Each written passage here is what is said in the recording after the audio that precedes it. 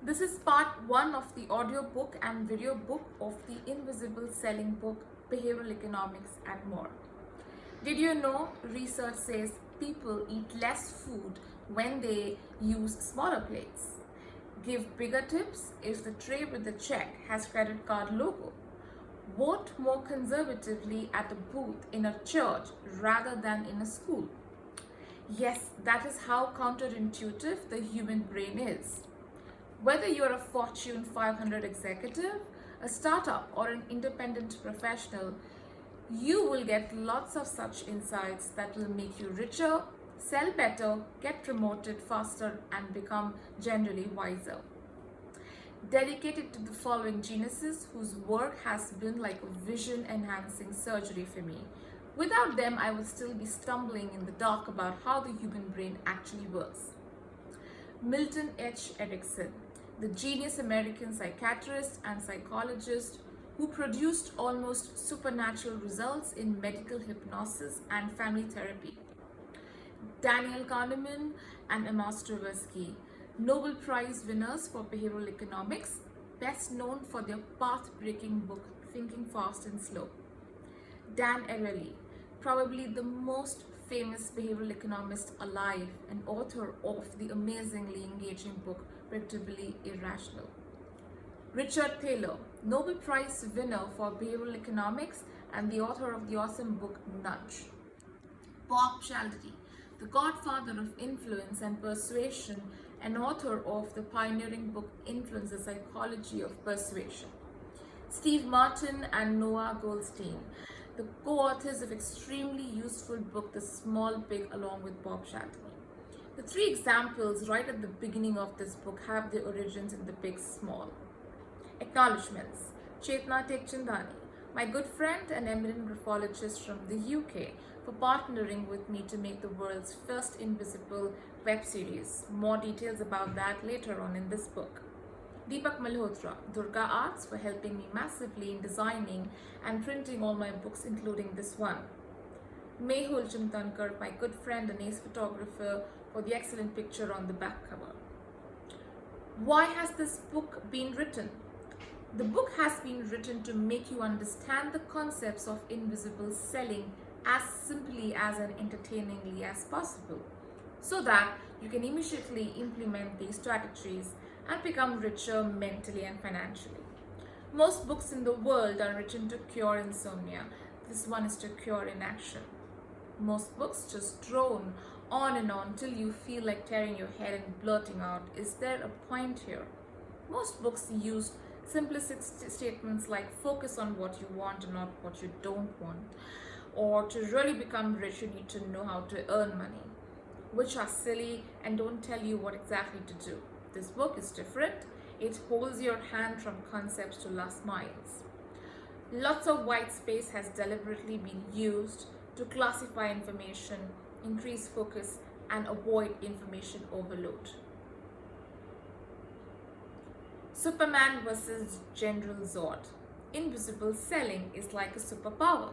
It can be used like Superman or like General Zod. I request you to use it like Superman and not like Zod. Also, the understanding of it will protect you from people who use these powerful strategies to hijack your rational brain and sell useless products to you or influence you in a harmful way. Hence, deploy ethically and protect smartly. What is invisible selling? Traditional economics assumes that every human being has a supercomputer between his ears, knows everything, analyzes everything, and decides logically. No human being works that way. Imagine this: a man goes to buy tea in a superstore.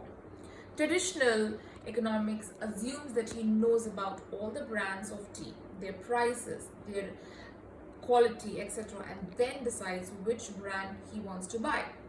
Nobody has the time, energy, and money to do all that. A person may just buy his favorite brand.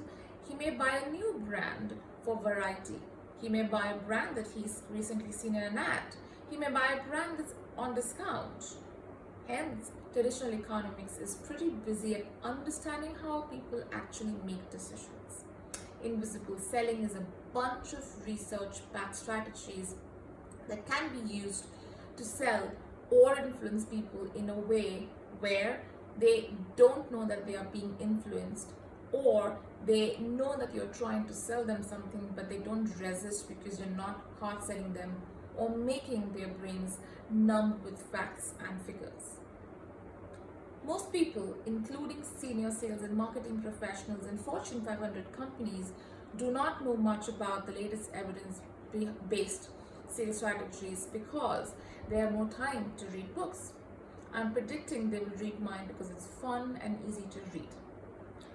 They don't get enough of the right type of training. Most trainers are either into fluffy motivational stuff or have the communication skills of Manmohan Singh. Invisible selling is very powerful, whether you are B2C or B2B selling, online or offline, and it is geography and culture agnostic. Invisible selling can be implemented at a very low cost for free. This is critical in a world full of fake digital marketing consultants who brainlessly advise you on SEO and Google AdWords, which can make you bankrupt before you even see a single buck in your bank. Invisible selling is derived from behavioral economics, Ericksonian hypnosis, cognitive psychology, social psychology, neuroscience, the science of influence, traditional psychology, NLP, etc.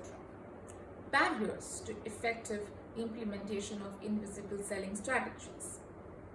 Most people thinking marketing and selling is common sense, the most dangerous words in the English language. There is nothing commonsensical about selling. If that was the case, everyone would be a billionaire. Selling is very difficult. It's very counterintuitive and is much more scientific than most people think. Here are 6 things that make most people take selling lightly. If you take selling very seriously, you literally have an advantage over 99% of the people on this planet. First, domain knowledge. Most people are under the impression that if they know about a subject or an industry, they don't need to understand invisible selling. By that logic, the guy with the best memory in an industry should be the most successful person in the industry. Never happens. Second, experience. People boast about their experience to prove their credentials. This is ironical.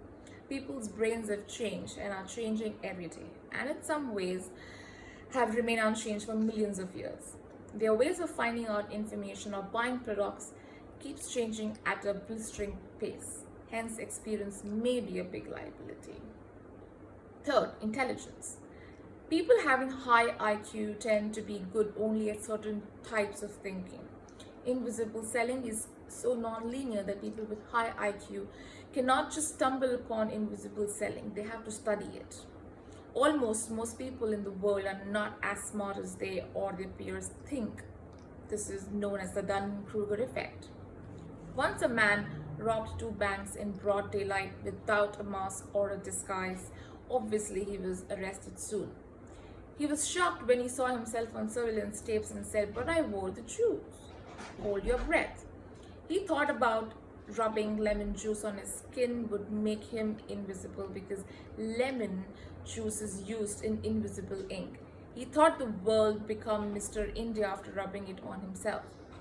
The Mad Mac Arthur Wheeler was not crazy or on drugs, just terribly wrong. Psychologist David Dunning, Cornell University, and his students, Justin Kruger, after researching plenty of such occurrences, concluded that most people think very highly about their abilities even if they are not too bright. This illusion of confidence is now a well-documented cognitive bias called Dunning-Kruger effect. Fourth, intuition. Plenty of people take great pride in their intuition and fail badly. Most of the best decisions in the world have been counterintuitive. Fifth, success. Past success is not just a guarantee of future success. It is a strong indicator of future failure because success builds ego and a know-it-all approach which can be fatal. 6. Anecdotes. Airports are full of books which promise you 7 ways of business success or how some lucky guy made $1 million. Most of them are full of exciting stories. These books are entertaining but also highly harmful. Just because a strategy worked for one man, it does not mean it's a sound strategy. Thank you.